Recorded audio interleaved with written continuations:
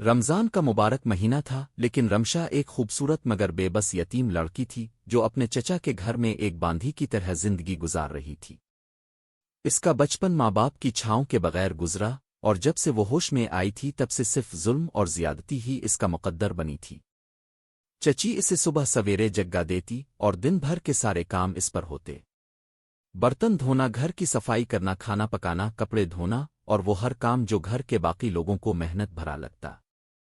چچی کی ڈانٹ پھٹکار، کزنز کی تانے بازی اور مار، یہ سب اس کی زندگی کا حصہ تھا، لیکن اس کے دل میں ایک امید تھی، اللہ کی رحمت اور رمضان کی برکت کے شاید ایک دن سب کچھ ٹھیک ہو جائے گا۔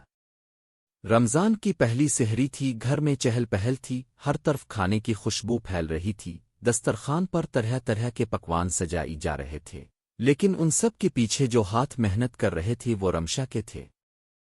پراٹھے بنا رہی تھی، چائے بنا رہی تھی، اور سب کے لیے سحری کا انتظام کر رہی تھی۔ چچی اور ان کی بیٹیاں آرام سے سحری کے مزے لے رہی تھیں، خوشیوں میں مشغول تھیں، لیکن رمشا ایک آہ بھر کر وہ کھانا کھانے لگی، مگر اس نے پھر بھی کوئی شکایت نہیں کی۔ چچی اور ان کی بیٹیاں بازار سے خریداری کر کے آئی تھیں، ان کے ہاتھوں میں بڑے بڑے شاپر تھے اور چہروں پر خوشی کی چمک تھی۔ گھر میں داخل ہوتے ہی سب نے اپنے نئے کپڑے نکال کر دیکھنا شروع کر دیے۔ رمشا کا دل چاہا کہ اس کے پاس بھی اتنے خوبصورت کپڑے ہوں۔ اسی دوران چچی کی نظر اس پر پڑ گئی، انہوں نے غصے میں آنکھیں تیز کیں اور سخت لہجے میں کہا، اے رمشا، ہمیں بری نظر مت دینا، کچن میں جا کر برتن دھو۔ وہ کچن میں جا کر برتن دھونے لگی، لیکن اس کے دل میں ایک عجیب سی اداسی چھا گئی تھی۔ دراصل یہ ساری تیاریاں چچی کی بیٹی کے رشتے کے لیے ہو رہی تھیں۔ اس کے لیے ایک اچھا رشتہ آیا تھا، اور چچی چاہتی تھیں کہ سب کچھ بہترین طریقے سے ہو۔ پورے گھر میں خوشیوں کا ماحول تھا، لیکن رمشا کے ساتھ ظلم اور بڑھ گیا۔ ریحانہ بیگم کا رویہ اور زیادہ سخت ہو گیا۔ وہ چھوٹی چھوٹی غلطیوں پر بھی رمشا کو ڈانٹنے لگی۔ جس دن رشتے والے آئے، ریحانہ رمشا کے ساتھ اور بھی سخت ہو گئی۔ اگر میں نے تجھے ادھر گھومتے دیکھا تو تیرا انجام بہت برا ہوگا۔ ریحانہ بیگم کا حکم تھا کہ وہ کچن میں ہی رہے۔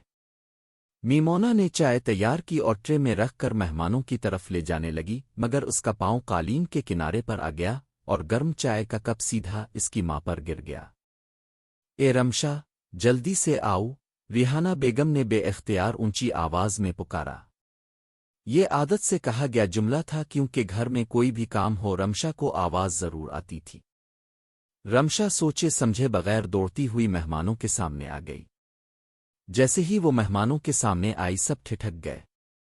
رمشا نے جو کپڑے پہنے تھے وہ اگرچہ پرانے تھے، مگر اس کی معصومیت اور خوبصورتی کو کم نہ کر سکے۔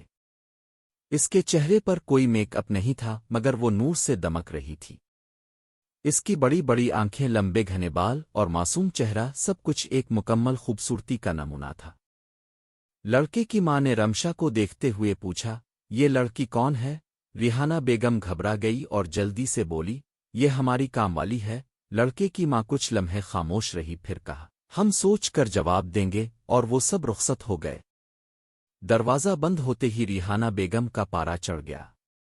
وہ فوراً رمشا کے پاس آئی اور اسے گالی دیتے ہوئے کہا، وہ لوگ بھی اسی کو پسند کر رہے تھے۔ ریحانہ بیگم نے غصے میں ہاتھ میں پڑی چمچ رمشا کی طرف پھینک دی اور اسے چھوٹے سے اندھیرے کمرے میں بند کر دیا۔ رمشا کا جسم نیلے نشانوں سے بھرا تھا اور وہ بے حد کمزوری کا شکار ہو چکی تھی۔ وہ ہلکی ہلکی سانس لے پا رہی تھی اور اسے ایک چھوٹے سے کمرے میں قید کر دیا گیا تھا۔ اسے رمضان کے اس پاک مہینے میں، جب ہر کوئی عبادت اور نیکیوں میں مشغول تھا، اندھیرے کمرے میں بند کر دیا گیا۔ رمشا کا دل پکارا، میرے اللہ!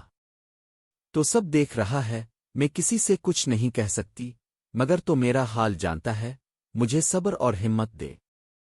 2 دن بعد ریحانہ بیگم نے دروازہ کھولا اور کہا، باہر آ جا، اور زیادہ ڈرامے مت کرنا ورنہ پھر بند کر دوں گی۔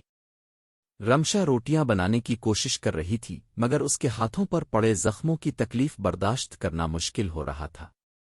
جیسے ہی اس نے بیلن پکڑا، زخم کی جلن سے اس کی آنکھوں میں آنسو آ گئے، مگر وہ جانتی تھی کہ اگر اس نے کام چھوڑا تو چچی دوبارہ ظلم کریں گی۔ اس نے چپ چاپ اپنے زخموں کو سہلایا اور کام میں لگ گئی۔ रिहाना बेगम को कोई अफसोस नहीं था, न ही रमज़ान की तक़द्दुस का कोई एहसास था। वो मुसलसल रमशा को जतलाती रही। मैमूना का रिश्ता आए 2 दिन हो चुके थे, मगर न कोई फ़ोन आया न कोई जवाब मिला। वो बार बार अपनी माँ से पूछ रही थी, अम्मा, इन लोगों ने अभी तक कोई जवाब क्यों नहीं दिया? कहीं उन्होंने मेरी जगह रमशा को तो पसंद नहीं कर लिया? वो लोग कभी वापस नहीं आए, न कोई फ़ोन न कोई पैगाम न ही कोई जवाब। ये खबर सुनकर रिहाना बेगम के गुस्से की हद ना रही। ये सब इस मनहूस लड़की की वजह से हुआ।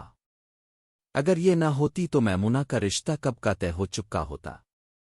बेचारी रमशा ये सुनकर रो पड़ी। इसने सोचा कि वो बेबस है और किसी को इसकी परवाह नहीं।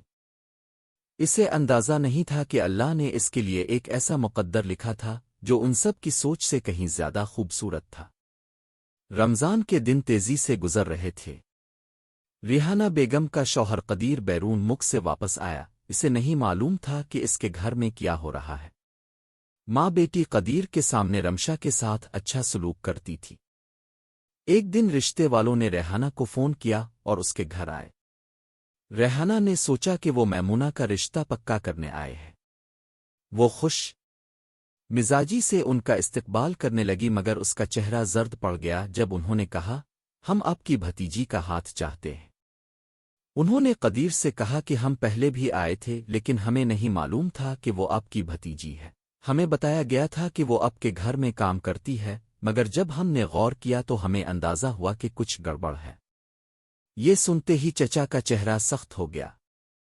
उन्होंने फौरन रिहाना बेगम की तरफ देखा, जिनका चेहरा सुर्ख हो चुका था। वो कुछ ना बोल सकी क्योंकि इन झूठ बेनकाब हो चुका था। चचा ने गहरी सांस ली और कहा, नहीं नहीं, मैं गलत फहमी के लिए माजरत खा हूं, लेकिन रमशा मेरी अपनी बेटी जैसी है। मेरे भाई और भाभी ने इसे मरने से पहले मुझे दे दिया। वो मुझे मैमूना की तरह अजीज है। लड़के की माँ की आंखों में हल्की नमी आ गई। वो बोली, हमें अंदाज़ा हो गया था कि इस मासूम बच्ची के साथ अच्छा सलूक नहीं हो रहा। हमें इसका दर्द महसूस हुआ और मेरे बेटे ने फैसला किया है कि वो रमशा से शादी करना चाहता है। कदीर साहिब ने उनकी ख्वाहिश मान ली और इस शादी पर राजी हो गए। मगर चचा अब सब कुछ समझ चुके थे। उनकी आंखों में गुस्सा था। रिहाना और मैमूना के चेहरों पर हवाएं उड़ गईं। वो सोच भी नहीं सकते थे कि जिस लड़की को वो नौकरानी बनाकर रखते थे, आज वो उनके मुकाबिल खड़ी हो जाएगी, और वो भी इज्जत के साथ। रमशा ने कभी इस बारे में नहीं सोचा था, मगर आज अल्लाह ने इसके लिए एक ऐसा दरवाज़ा खोल दिया था जिसका इसने कभी ख्वाब में भी नहीं सोचा था। चंद दिन बाद रमज़ान के मुबारक महीने में वही घर जहां इसके साथ बदतर जुल्म हुआ था, वहीं इसका निकाह हुआ। आज वो इज्जत के साथ इस घर से रुखसत हो रही थी जहां कल तक इसे एक नौकरानी समझा जाता था। अल्लाह ने इसकी दुआओं को सुना और उसके सब्र का सिला दिया। बेशक अल्लाह सब्र करने वालों के साथ है। मैमूना का भी एक अमीर खानदान में रिश्ता तय पा गया। रिहाना बेगम ने अपनी बेटी को बहुत धूमधाम से रुखसत किया। उन्हें लगा कि अब उनकी बेटी एक शाही जिंदगी गुजारेगी और वो अपनी सास के सामने फख्र से सर उठा सकेंगी, मगर किस्मत को कुछ और ही मंजूर था। चंद महीनों बाद खबरें आना शुरू हुईं कि मैमूना के ससुराल में इसके साथ बहुत बुरा सलूक हो रहा है। वो लोग बहुत दौलतमंद तो थे, मगर उनके दिल पत्थर के थे। मैमूना से नौकरानियों की तरह काम करवाया जाता, इसे बात बात पर जलील किया जाता और कभी कभी मारा पीटा भी जाता। रिहाना बेगम, जो हमेशा अपनी बेटी के लिए नाज नेमत के ख्वाब देखती थी, अब बेबसी से अपनी बेटी की तकलीफ को देख रही थी, मगर वो कुछ कर नहीं सकती थी क्योंकि अब हालात उनके इख्तियार से बाहर थे। एक दिन मैमूना पर जुल्म की इंतहा हो गई। मुसलसल ज़हनी और जिस्मानी तशद्दुद ने इसे इतना तोड़ दिया कि वो फालिज का शिकार हो गई। इसका आधा जिस्म मफलूज हो चुका था और वो किसी के सहारे के बगैर चल भी नहीं सकती थी। ये खबर जब रिहाना बेगम को मिली तो उन पर एक क़यामत गुजर गई। वो दौड़ती हुई अपनी बेटी के पास पहुंची, मगर जब इसे इस हाल में देखा तो उनकी अपनी जान पर बिजली गिर गई। वो चीखने की कोशिश करने लगी, मगर उनके मुंह से एक लफ्ज़ भी ना निकला। रिहाना बेगम को खुद समझ नहीं आ रहा था कि उनके साथ क्या हो रहा था। वो बोलने की कोशिश कर रही थी, मगर आवाज़ कहीं घट कर रह गई थी। ریحانہ بیگم گونگی ہو چکی تھی۔ جس طرح انہوں نے یتیم اور مظلوم کے ساتھ ظلم کیا، اب یہ اس کی بیٹی کے ساتھ ہو رہا تھا۔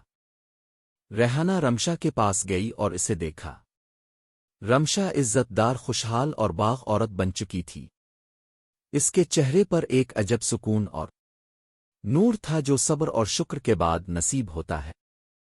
ریحانہ بیگم نے جیسے ہی رمشا کو دیکھا وہ رونے لگی اور رمشا سے معافی مانگی۔ رمشا نے کہا، میں آپ کو معاف کرتی ہوں۔ ریحانہ بیگم نے ہچکیاں لی مگر ان کے لب حرکت نہ کر سکے۔ آنسو ہی ان کے الفاظ بن گئے۔ جس ظلم کا بیج انہوں نے کسی کی بیٹی پر بویا تھا، آج وہ ان کی اپنی بیٹی پر پلٹ کر آیا تھا۔ اللہ کے انصاف میں دیر ہو سکتی ہے مگر اندھیر نہیں۔ یہ رمضان کا مہینہ تھا جب ظلم کرنے والے کا حساب ہو چکا تھا اور صبر کرنے والے کا صلہ اسے مل چکا تھا۔ بے شک اللہ صبر کرنے والوں کے ساتھ ہے اور ظالموں کو ان کے ظلم کا بدلہ ضرور دیتا ہے۔